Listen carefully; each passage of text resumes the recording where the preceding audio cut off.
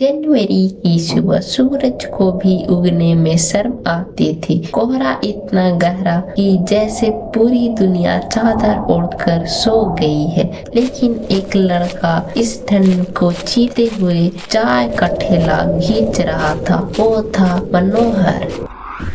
दिन भर काम करके थका हारा मनोहर जब घर लौटता है तभी उसकी माँ सरोज उससे कहती है, बेटा आज बहुत देर कर दी, कुछ खाया पिया भी अभी नहीं होगा, चल पहले थोड़ा आराम कर ले। रसोई में बस इतना ही बचा है बेटा, 2 कप चाय बन सकेगी बस। भैया स्कूल की फीस कब दोगे? मास्टर जी बोल रहे थे। सुरुचि मास्टर जी से बोल देना, ठंडी खत्म होने के बाद दूंगा।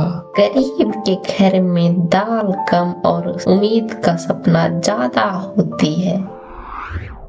कड़ाके के ठंड के कारण सुरुचि बीमार पड़ जाती है। उसके इलाज के लिए पैसे की जरूरत होती है। मजबूरी में सरोज गांव के सबसे बड़े आदमी त्रिलोकी के पास कर्ज मांगने चली जाती है। थोड़ा कर्ज चाहिए था सुरुचि के इलाज के लिए। अरे पैसा मिल जाएगा, इस कागज पे अंगूठा लगा दो, चाहे तो दस्तावेज पढ़ लो।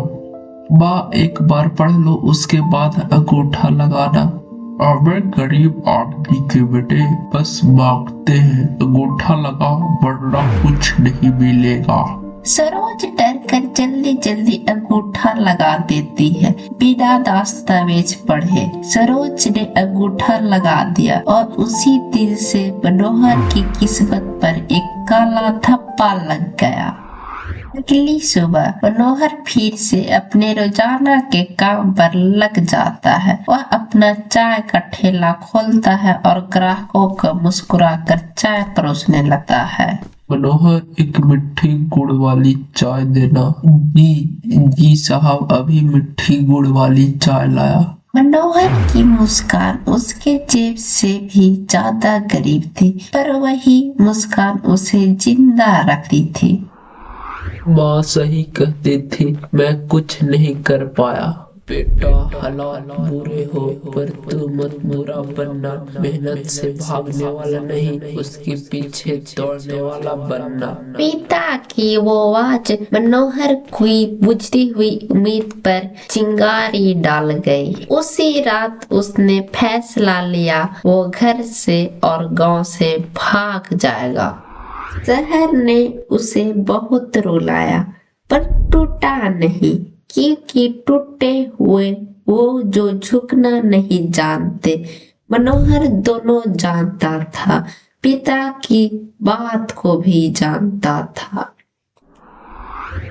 15 साल अब सब बड़ा हो चुका था। दीपक एक सिविल इंजीनियर बन चुका है। अपनी मेहनत और लगन से वह कंचर प्रबंधन से जुड़ी एक बड़ी कंपनी का मालिक बन गया। सर, आपकी गरीबी से सफलता का प्रेरणादायक क्या है? आपका अगला प्रोजेक्ट कहाँ शुरू हो रहा है?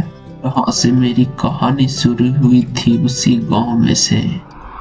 गाँव में हलचल मची जाती है कि कोई बड़ी कंपनी का मालिक गाँव में आने वाला है। हर कोई उत्सुक है कि आखिर यह कौन है। जब सच्चाई सामने आती है तो सब दंग रह जाते हैं। वह कोई और नहीं मनोहर ही है, जो 15 साल पहले अपने गांव लौट रहा है। ये वही दीपक है जो ठेला चलाता था? हाँ पंडित जी, और सुना है कि वह अपनी जमीन वापस लेने आया है।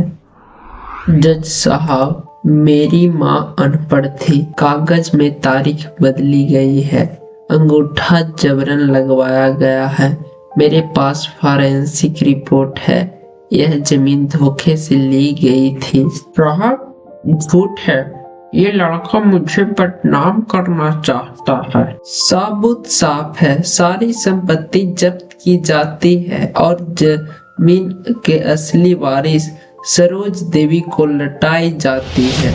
पंडित जमीन पर गिर जाता है, थर थर कांपते हुए बोलता है, मुझे माफ कर दो, मेरी लालच ने मुझे अंधा कर दिया था, मुझे मुझे मुझे माफ कर दो।